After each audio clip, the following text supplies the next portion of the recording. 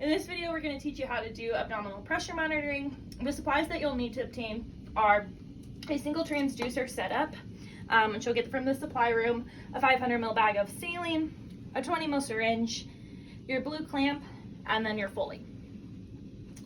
The first thing that you're going to do is unpackage your transducer setup.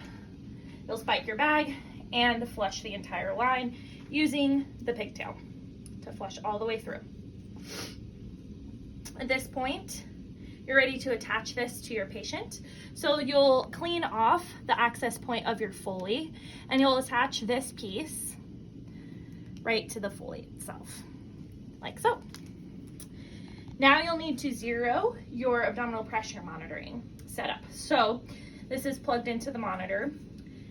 The difference between this and an A-line setup is that you're going to zero this with the patient's iliac crest rather than the PME, or the mid-axillary point that you zero with an A-line. So you'll make sure that this part is level with the patient's iliac crest. You'll turn the stopcock off to the patient, take the white cap off so that you're open to air. You'll pull some fluid from your bag into this part, and then you'll zero it on the monitor. Once you've completed that, you'll reattach the white cap and you'll turn your stopcock back, like so. Now you're ready to do some math to find out how much fluid you'll need to instill for your abdominal pressure monitoring value.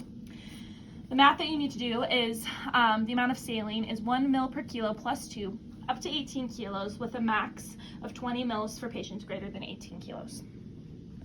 You'll clean off your access point here, attach your syringe, turn it off to the patient. Using your pigtail, you will take your appropriate amount of saline into your syringe from the NS bag. Very similar to a push-pull. At this point, you'll turn this off to the NS.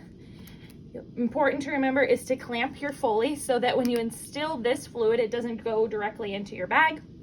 And now you're ready to instill your fluid. You'll slowly instill the fluid into the Foley.